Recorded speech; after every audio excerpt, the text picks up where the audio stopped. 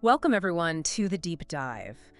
So many of us, we find ourselves kind of caught in this comfort zone, don't we? Yeah, definitely. Maybe feeling a little stuck, maybe even unhealthy, and that little thought starts creeping in.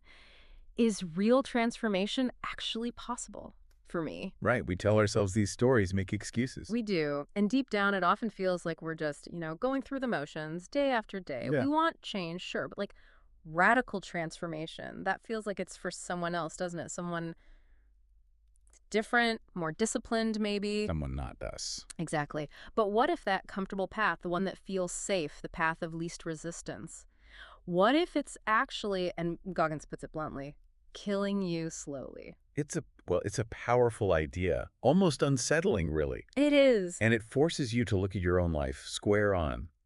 Today, we are diving deep, really deep, into a life that just embodies that kind of radical shift. We are. We're going to dissect the incredible journey of David Goggins. Yeah, a guy who went from being, clinically depressed, severely overweight, struggling academically, to becoming one of the world's most elite endurance athletes. Military operative. It's astonishing. It really is. And his story isn't just inspiring in a feel-good way. It's like this stark, undeniable proof of human will. And crucially, the absolute necessity of pushing past comfort. Right. Our mission today isn't just to admire him, though. No, not at all. It's about extracting the most potent, the most actionable insights from his journey. Exactly. We want to lay out the truth for you, the listener.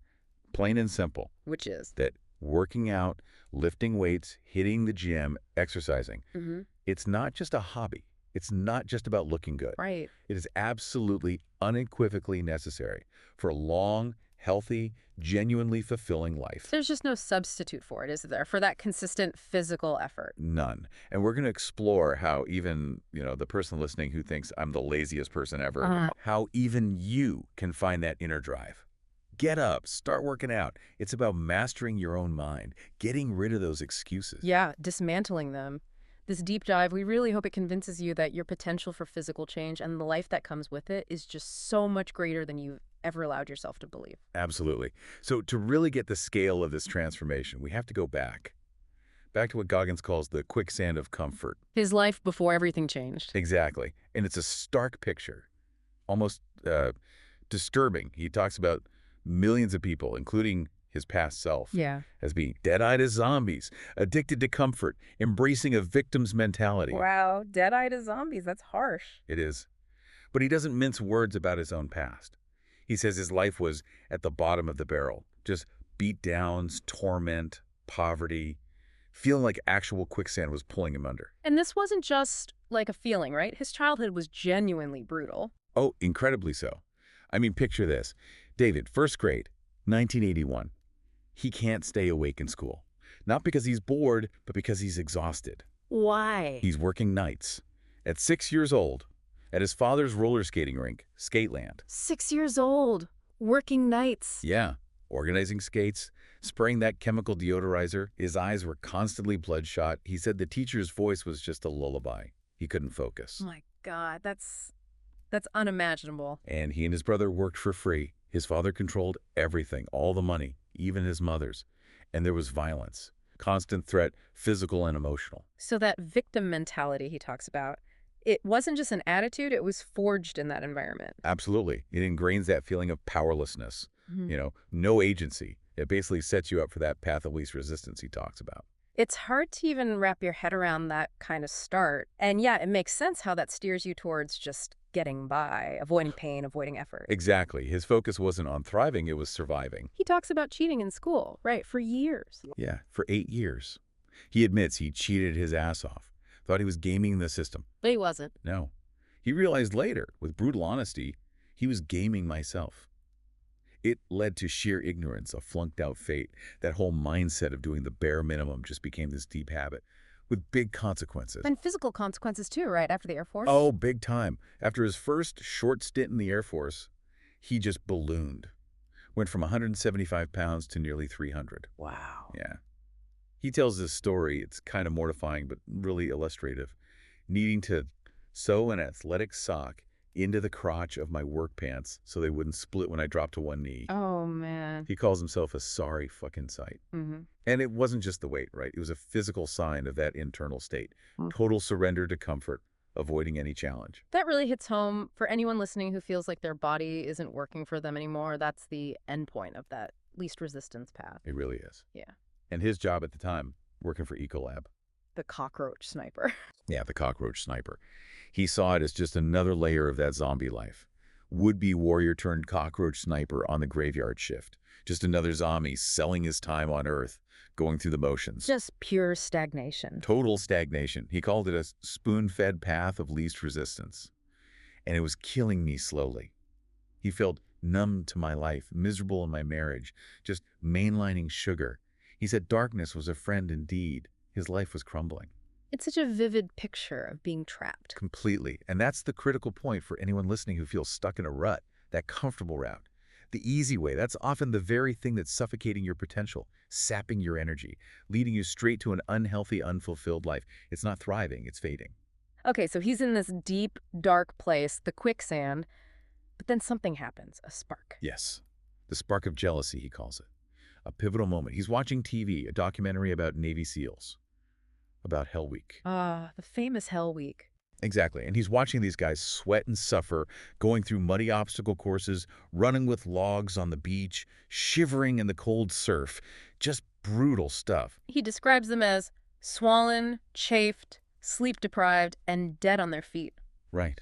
And yet, incredibly, he felt jealous of them. Jealous. Not pity, not horror. No. Jealousy. Which is, when you think about where he was, nearly 300 pounds. Totally it's almost inexplicable. Most people just think, thank God that's not me. But he saw something else. He did. And his own analysis of that jealousy is fascinating. He knew deep down that answers were buried in all that suffering. Attached to his own life. Yeah. He admired the SEALs' pride, dignity, and the type of excellence that came from bathing in the fire, getting beat the fuck down, and going back for more again and again. Wow. And he makes this crucial distinction. Really vital for listeners. They weren't motivated. They were driven. Motivation versus drive. Explain that. Well, motivation, it comes and goes, right? It's often external, fleeting. But drive is internal. It's this deep compulsion, this commitment that doesn't care how you feel today. Gotcha. And the words of the commanding officer in the documentary just hit him hard, like a direct challenge. What did he say? He said, in a society where mediocrity is too often the standard and too often rewarded, there is intense fascination with men who detest mediocrity, who refuse to define themselves in conventional terms, and who seek to transcend traditionally recognized human capabilities. So Goggins heard that and saw himself, his own mediocrity. Exactly. It wasn't just about wanting to be a SEAL. It was about confronting the mediocrity he was living, transcending his own limits, escaping that mental quicksand. It was a direct challenge to his entire existence. So that show, it wasn't just watching TV. It was like holding up a mirror, a really harsh mirror. Totally.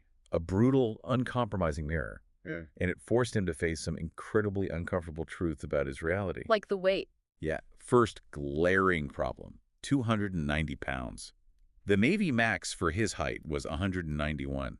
That's nearly 100 pounds over. It wasn't a small hurdle, it was a chasm. Enough to make most people just give up right there. And it wasn't just physical, right? His cheating in school came back to bite him. Oh, yeah. Big time. It completely exposed his academic fraud. He took the ASVAB test. The military aptitude test. Right. He scored a 20 out of 99. Ouch. What was the minimum? Even for the Air Force, where he had been before, it was 36. He basically called himself an academic fraud. Admitted he was totally clueless about the emphasis that the military places on education. So double whammy. Physically way off, academically unqualified. Exactly. It showed just how deep that path of least resistance went. So faced with all that, this mountain of problems he created, what did he do? He describes having this solo intervention in the shower. Not just thinking, but really confronting himself. Ow. With just raw, brutal honesty. He basically yelled at himself, nobody is coming to save your ass, not your mommy, not Wilmuth, nobody, it's up to you. Wow, that cuts deep. It does. And it's such a powerful message, right? For anyone listening who's waiting for things to change, waiting for someone else, Goggins realized it starts with you. Only you can do the work. That realization, that intense moment, it led to something practical, didn't it? Yes. It birthed this radical but super simple tool he calls the accountability mirror. Okay, tell us about that. It was a daily ritual. Shave his face, shave his scalp bald, then stand in front of the bathroom mirror, and he'd stick Post-it notes on it with raw, explicit goals. What kind of goals? Big ones. No, actually the opposite at first. Really basic stuff, foundational tasks to build discipline from the ground up. Like what? Like, make your bed like you're in the military every day. Pull up your pants, shave your head every morning, cut the grass, wash all dishes. Sounds almost mundane for someone wanting to be a SEAL. Right. But that was the genius. Consistency. Conquering the small things builds momentum for the big things. And the absolute core of it was brutal self-honesty. No sugarcoating. He has that famous line. Yeah. If you look in the mirror and you see a fat person, don't tell yourself that you need to lose a couple of pounds. Tell the truth. You're fucking fat. It's okay. Just say you're fat if you're fat. He just strips away all the euphemisms, the little lies we tell ourselves. Totally. And he doubles down. If you're fat, you need to change the fact that you're fat because it's very fucking unhealthy. I know because I've been there. It's not about shame, is it? It's about clarity. Exactly. It's about acknowledging reality clearly, without filters. Because, as he argues, that's the only way to actually ignite real change. If you lie to yourself, you give yourself permission to stay stuck. So the challenge to the listener is, what truths are you avoiding? Precisely. What comfortable lies are you telling yourself about your health, your habits, your potential? That honest look in the mirror, however uncomfortable, that's step one. Especially for your health. Stop waiting to be saved. Take ownership. Okay, so he's got this brutal honesty, this accountability mirror. Now the work begins, forging the body, forging the mind. And forging is the right word. He embarked on this relentless physical journey. The weight loss alone was incredible, 106 pounds in less than 3 months. 106 pounds in under 3 months. How? Just sheer, all-consuming effort.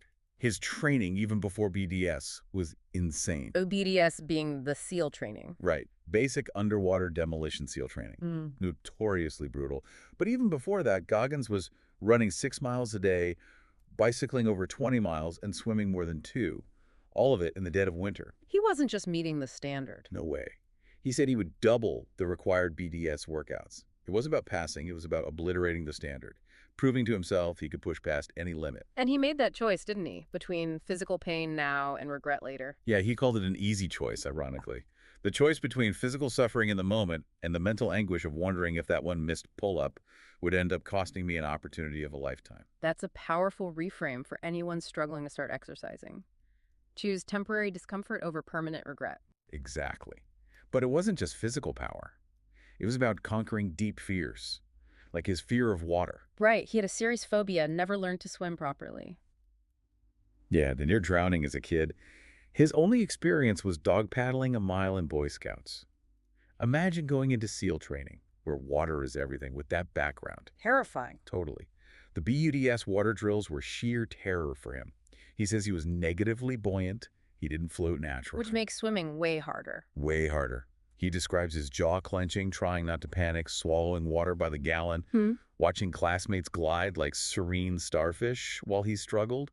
And the instructors, like the wizard, just pushed him relentlessly.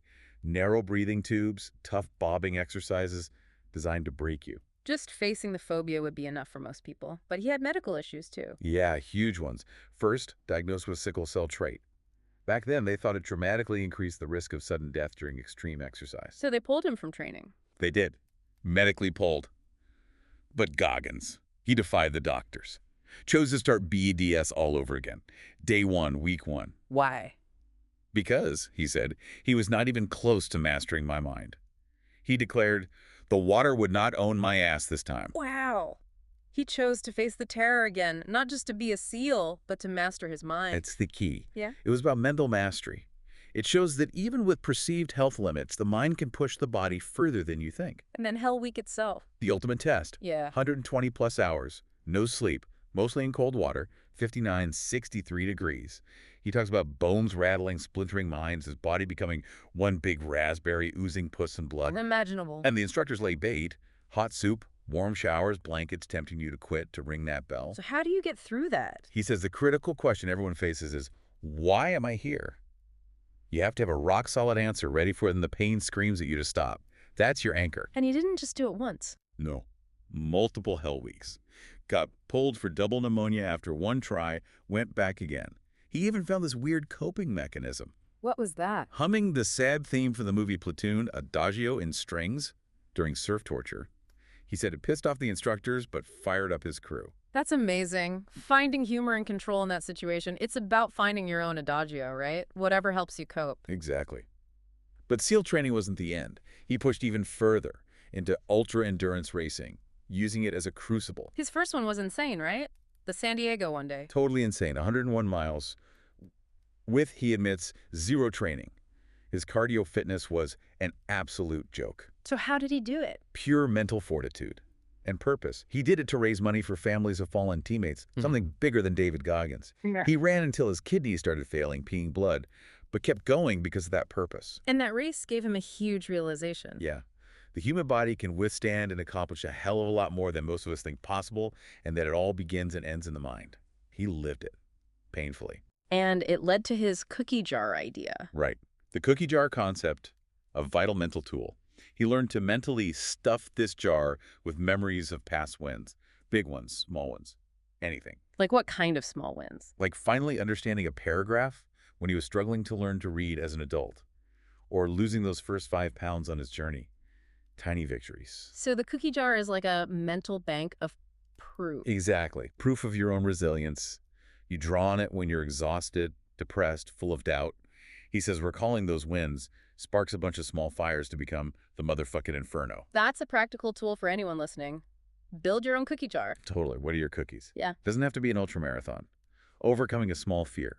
Sticking to a diet for a week. Showing up for that workout when you didn't want to. Identify those wins, feel the success, stuff them in the jar. Then when doubt hits or the workout feels impossible, pull one out. Remind yourself, I did that. I can do this. Stock your mind with proof of your strength. Okay, so after that first raw ultra, he got more strategic. Yeah, he took on the Badwater 135, that's 135 miles, through Death Valley in July. Yep. Considered the hardest race in the world. So not zero training this time. Definitely not. He simulated the heat training on an elliptical in his garage wearing 5 layers, did 30,000-meter rows, called it barbaric PT. And he finished well. Astonishingly well. 5th place out of 90. Not just through will, but meticulous research, planning, visualization, showed that raw grit plus strategy is powerful. Then the Ultraman race taught him another lesson. A deeper one about strategy, yeah. That's a 3-day beast. 6.2-mile swim, 261-mile bike, double marathon. Jeez. He endured agony in the swim, skin cut raw and bloody, puking, had bike problems. And he lost the race by only 10 minutes. Why? What was the lesson? He realized he'd relied too much on sheer will with no intellect. He needed strategic backstops, contingency plans, smarter pacing. It's not just pushing harder, but smarter. Have backup plans for your own workouts, right? Bad weather, gym closed, mental dips, plan for them. And the pull-up record attempt, that showed something else again. Yeah, that persistence doesn't have to be fun. He aimed for the Guinness record, failed publicly first, used that failure as fuel. How many did he end up doing? 4,030 pull-ups in 17 hours. Unbelievable. After meticulous prep nutrition, adjusting his form just to barely clear the bar, special chalk, gloves, he endured hand splitting, got rhabdo. Rhabdomyolysis, that's serious. Very serious. Muscle breakdown, potential kidney failure. It proved his point. Yeah. Achieving goals or overcoming obstacles doesn't have to be fun. It's often painful. He even invented this mental game, imagining an evil genius opponent pushing him. Whatever it takes to keep going. So all these experiences, the childhood trauma, the SEAL training, the ultras, they all feed into his core idea. Exactly. The callous mind. His philosophy is that hardship, abuse, failure, disappointment, it helps callous the mind. Build psychological resilience. Get calluses on your hands. Pretty much. But it's not about being numb. He distinguishes a victim mentality resentment, fear from true mental hardness, which is being open and ready for more, willing to fight, to suffer for a purpose. His second Hell Week really forged that, helped him withstand hailstorms of pain. It's exposure therapy almost. You face discomfort repeatedly. Your brain redefines hard. And his advice for dealing with pain in the moment. This is so crucial for workouts, for life blocks. All emotional and physical anguish is finite. It all ends eventually. Smile at pain and watch it fade for at least a second or two. Smile at pain. Yeah. It sounds crazy, but try it. When it burns, when you want to quit, just finding that tiny moment of acceptance, maybe even a smirk at the pain, gives you a sliver of control.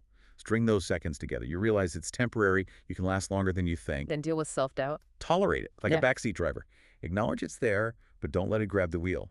His whole journey proves his 40% rule. Ah, yes, the 40% rule. Explain that again. It's this powerful idea. When your mind screams you're done, you're totally spent, you've hit the wall, you're actually only at about 40% of your real capacity. So there's 60% more in the tank. Untapped. Waiting. This is critical for anyone struggling to start exercising or push through discomfort. Your mind naturally seeks comfort. It tells you you're tired, sore, you can't.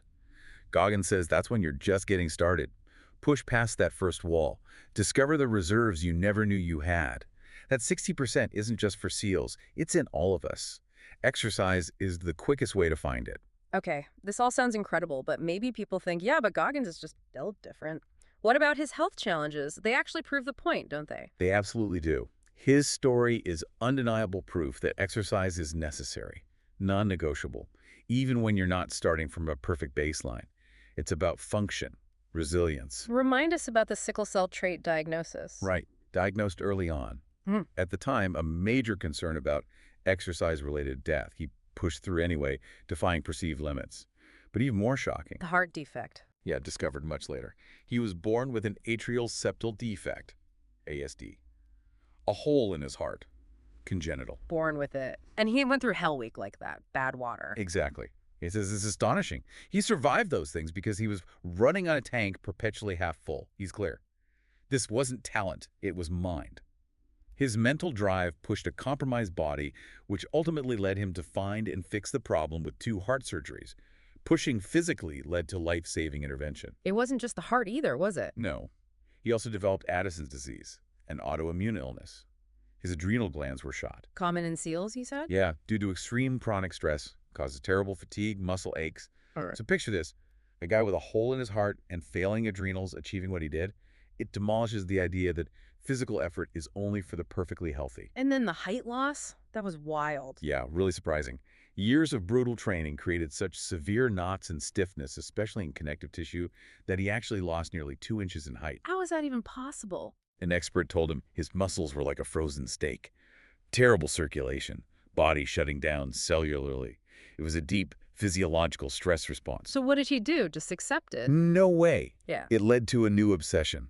Stretching. Serious stretching. At least 6 hours a day. For weeks, then months, then years. To regain flexibility, circulation. It shows that even for elite athletes, proactive maintenance like flexibility is crucial. It's not just pushing. It's smart recovery, too. So the results of all this, despite the hole in the heart, the Addisons, the stiffness, where is he now? It's genuinely astonishing. He says flat out he's in better shape at 43 than I was in my 20s. Better shape in his 40s, after all that. Yeah. He contrasts his past self, always sick, wind-tight and stressed out, with his current new, flexible, fully functioning body. Do we have any proof of that, like specific? We do. His running pace, at 43, he runs a comfortable 7.15-minute mile. At 33, his pace was slower, 8.35 minutes per mile. He's faster now. Faster now. It's not just about bouncing back. It's sustained, holistic improvement in health and performance over decades. The cumulative power of non-negotiable effort. Which brings us right back to the core message for everyone listening. Exactly. Goggins' life just underscores his blunt truth. If you're fat, you need to change the fact that you're fat because it's very fucking unhealthy. I know because I've been there. His journey is the proof. From almost 300 pounds, hole in his heart, Addison's, to elite athlete faster in his 40s. It's irrefutable. Consistent, disciplined physical effort, even against huge odds, isn't just nice to have. It's fundamental. For your health, your longevity, your quality of life, no magic pill, no shortcut. Just show up. Put in the work your body needs it. Your mind can drive you to do it. It's essential, not optional. So it's not just about achieving one goal, like finishing BUDS. He sees life itself as what? As an ultramarathon, it demands relentless, continuous self-improvement. It's not a one-time fix. It's a permanent commitment, starting with his starting at zero mentality. What does starting at zero mean day to day? It means waking up every day like it's back in BUDS, day 1, week 1. No finish line, no coasting on yesterday's wins. Past achievements don't count today. Nope. His refrigerator is never full. He's never satisfied. Always seeking to be stronger and more agile, mentally and physically. More capable. Comfort is the enemy. And part of that is being willing to be a beginner again. Absolutely. Embracing ignorance, being the dumb fuck in the classroom again. Yeah. That's the only way to really learn and grow, whether it's a new skill or running your first mile or lifting your first weight. That humility, admitting you don't know, is crucial for lifelong growth. Okay, but how do you sustain that kind of pace, that relentless drive? Doesn't it lead to burnout? That's where his idea of compartmentalization comes in. He calls it the ultimate productivity hack. How does it work? First, audit your schedule, ruthlessly. He argues most people waste 4 to 5 hours a day on meaningless bullshit. Like social media, TV. Exactly. Mindless scrolling, binge watching. His advice: kill your empty habits, burn out the bullshit. Find time for focused work, for exercise, for improvement. And he gives an example, right? His friend Mike. Yeah, Mike, a high-powered financial advisor, wakes at 4 a.m. for long runs, bikes to work, does another run after work. How? By minimizing the amount of bullshit clogging his schedule, dedicating each hour to a specific task. It's about efficiency and discipline, not finding more hours. Exactly. Ruthless prioritizing. For you listening, where's your wasted time? Reclaiming even 30 minutes a day for exercise can be transformative. But it's not just about grinding, right? He mentions recovery too. Crucially important, he emphasizes quality rest and recovery time is essential to maintain that championship pace for your entire life. It's about balancing intense effort with intentional restoration. Avoid burnout, injury. He learned that the hard way himself. Push hard, yes, but recover smart. And this all leads to his idea of being uncommon amongst uncommon. What's up? It's about pushing beyond even elite standards, continuously creating obstacles in front of yourself, seeking the friction that will help you grow even stronger. So never settling, always seeking the next challenge. Right. That's why after the SEALs, he kept doing ultras, became a wildland firefighter at 43 totally new, brutal demands. When recruiting, he'd make students train with him. Run minus 20 degrees, hike 14,000-foot peaks at 3 a.m., always seeking the edge. What about doubters, people who criticize that lifestyle? He acknowledges it. Friends, colleagues, or family shit all over it. But he sees it as reflecting their own self-limitations. Your light, your effort, can make others uncomfortable with their own walls. But there's a catch to living this way. Yeah, he says it clearly. When you live this way, there is no end to it. It's a lifelong, relentless commitment to growth, to self-overcoming, constantly pushing boundaries. But that's where the real freedom and power lie. So we've really gone deep into Goggins' journey today, from that quicksand of comfort, through the radical honesty, the brutal forging process, to this place of sustained, incredible excellence. His story just demolishes excuses. It proves what the human body, driven by the mind, can do, even against massive physical odds. Yeah, the core message is just crystal clear, isn't it? Exercise, consistent effort, brutal honesty. They aren't just nice to have, they're non-negotiable. Absolutely. For a longer, healthier, more energetic, more accomplished life. Period. No magic pill, no shortcuts. Just the work. The uncomfortable, consistent daily work. Your body demands it. Your mind can drive you to do it. Push past that 40% wall. Unleash what's really inside you. Yeah. So as we wrap up thinking about Goggins, his relentless commitment, the question for you, the listener, is pretty direct. Be honest. What unhealthy truth are you still lying to yourself about when you look in the mirror? What limitation, what comfortable habit, what excuse is holding you back, stopping you from being that stronger, healthier, more capable person you know you could be? And maybe most importantly, what if you stopped waiting? Stopped waiting to be saved from that comfort zone? What if, starting today, even in a small way, you chose the path of most resistance? What incredible version of yourself, what level of health you didn't think possible, might be waiting on the other side of that effort? The choice, Goggins shows us, is completely yours.